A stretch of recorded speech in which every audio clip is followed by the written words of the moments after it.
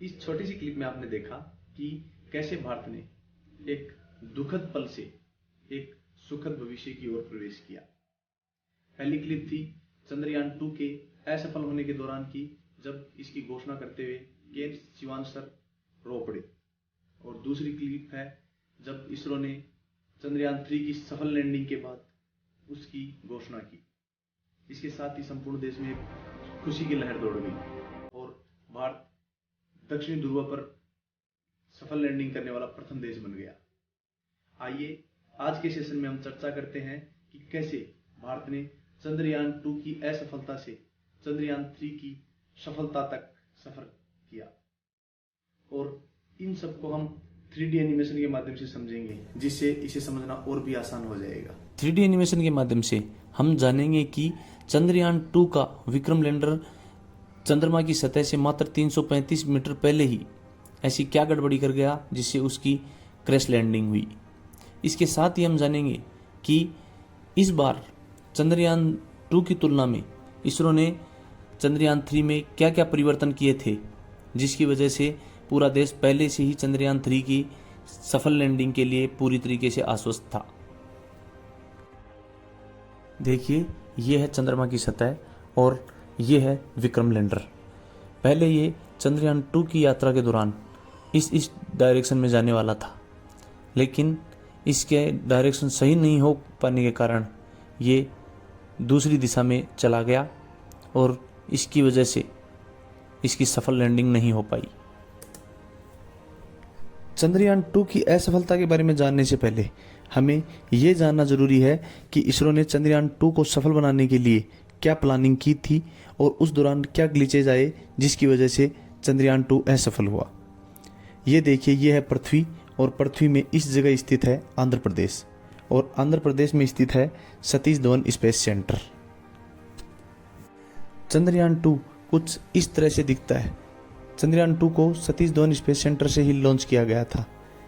ये जो आप एक ढांचा देख रहे हो, ये चंद्रयान-2 के लिए तैयार किया गया था।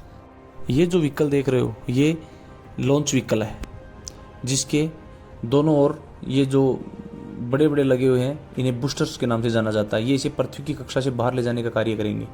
काम की चीज़ इसमें सिर्फ ये है जिसमें चंद्रयान का रोवर लगा हुआ है। चंद्रयान को चांद तक ले जाने के लिए पहला कदम है जब इस लॉन्च व्हीकल को लॉन्च किया जाता है।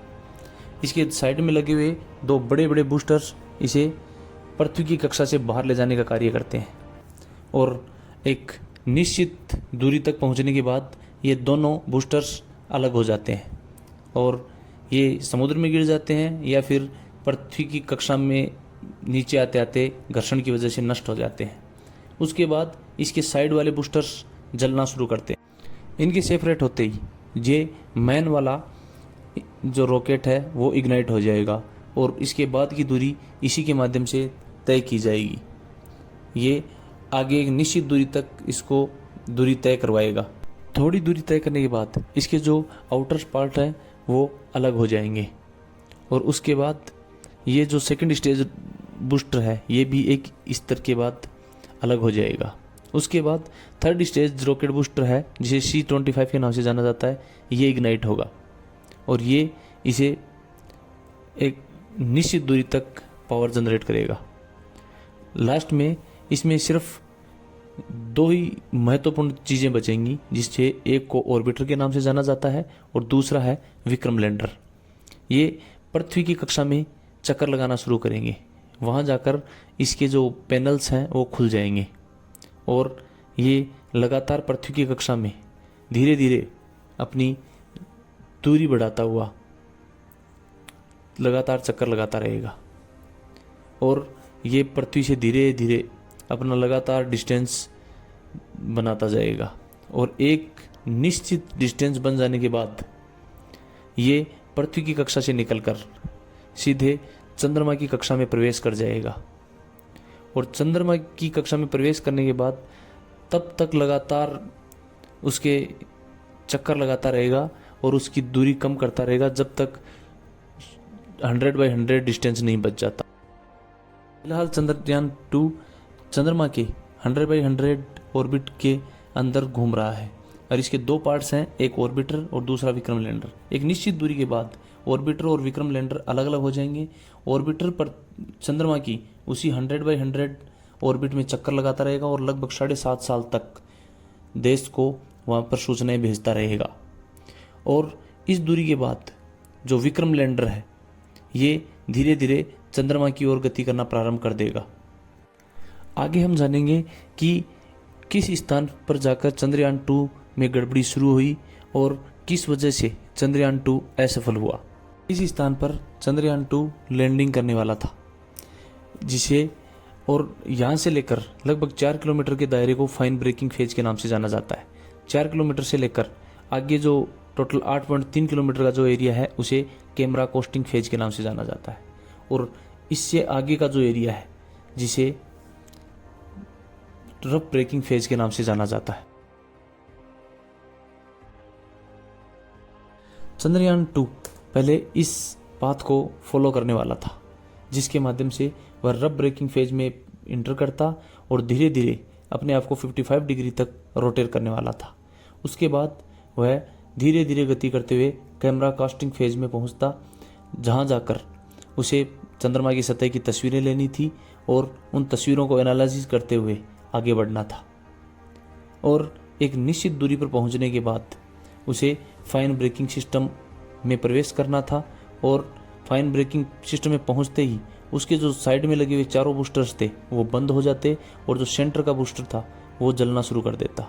सेंटर के बूस्टर को जलने का सबसे प्रमुख कारण उसकी सेफ और बहुत धीमी गति से लैंडिंग करवाना था।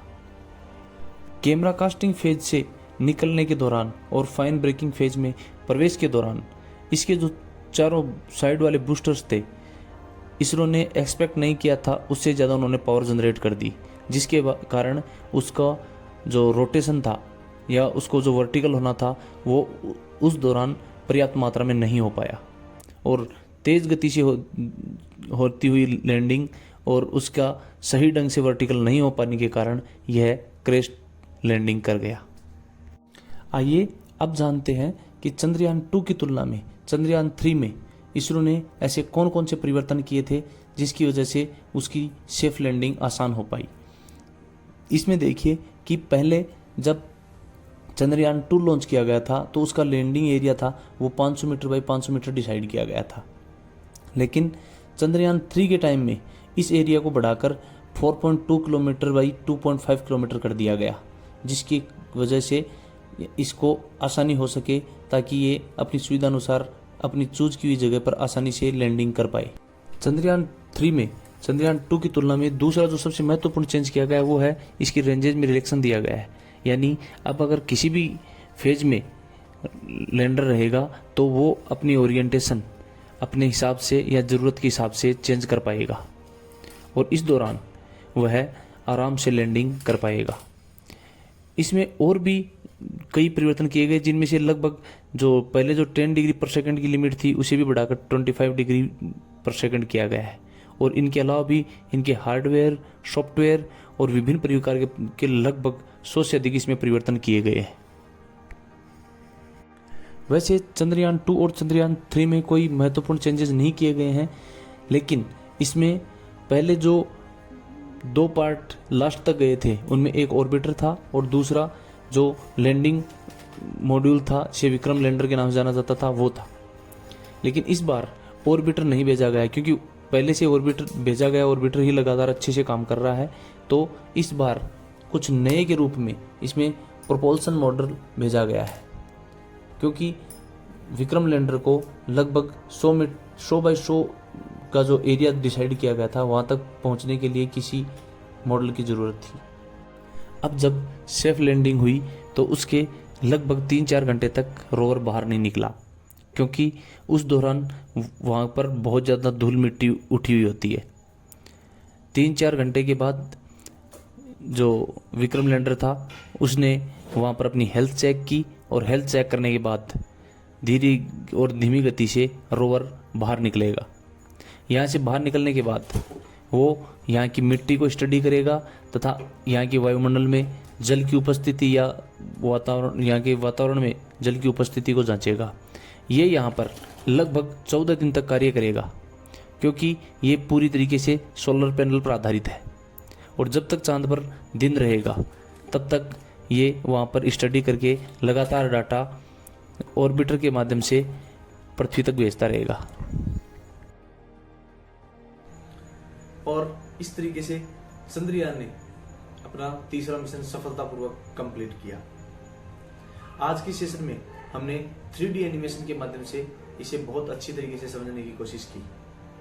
अगर आपको ये वीडियो पसंद आया हो तो प्लीज़ इसे लाइक शेयर जरूर करें, और अगर आप इसी तरीके का कंटेंट आगे भी देखना चाहते हैं तो प्लीज़ इस चैनल को सब्सक्राइब जरूर करें।